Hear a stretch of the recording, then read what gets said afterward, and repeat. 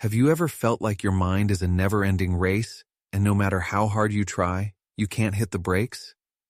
That was my life before I learned how to manage ADHD and OCD. Diagnosed in 2002, I've spent over 20 years figuring out what works and what doesn't. Today, I'm going to share my personal journey, the strategies that changed my life, and why I believe no one has to face this alone. Stick around, because what I'll reveal might just help you or someone you love thrive with these conditions. I'm Nand, and I'm 46 years old. Today, I want to share my journey of managing ADHD and OCD since my diagnosis in 2002. Over the past 2 decades, I've learned how to navigate life with these conditions, not just by surviving, but by learning to thrive. My goal today is not just to share my story, but to start a dialogue. I want to learn from others like me, and together, we can build a community of support and understanding. In 2002, I was diagnosed with ADHD and OCD. At the time, I didn't fully understand what those terms meant, but I did know one thing. My life felt chaotic. My mind was always racing with thoughts, tasks, and worries. ADHD made it hard to focus, while OCD had me stuck in repetitive behaviors and rigid thinking. The diagnosis was a relief and a challenge. I finally had an explanation for why I felt the way I did, but it also meant I had to figure out how to live with these conditions. I turned to books and videos to educate myself.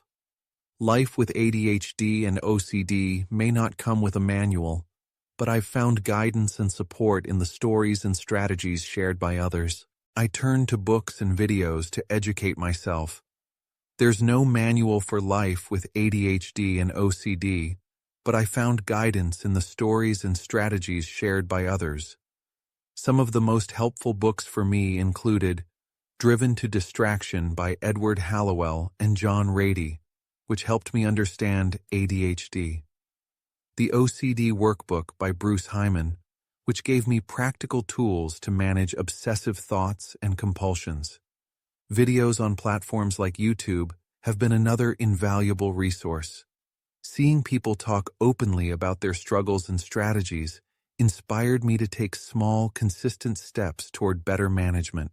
Living with ADHD and OCD is a constant balancing act, but I've developed some key strategies over the years.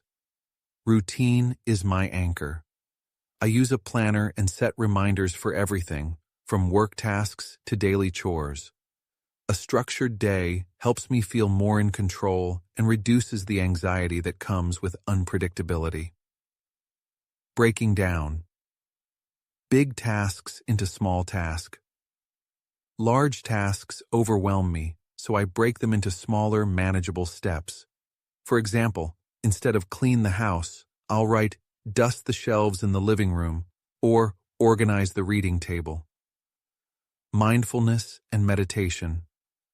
I've embraced mindfulness to calm my racing thoughts.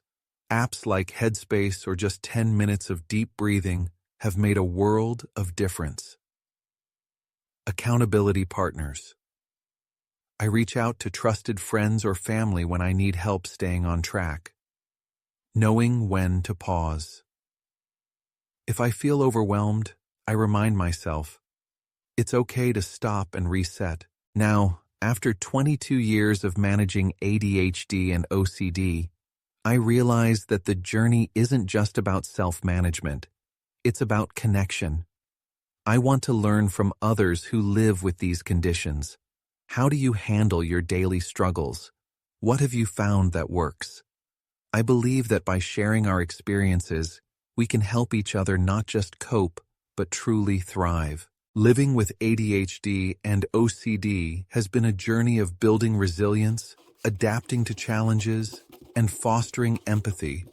It's not always easy, but it's a path I've learned to embrace and grow from.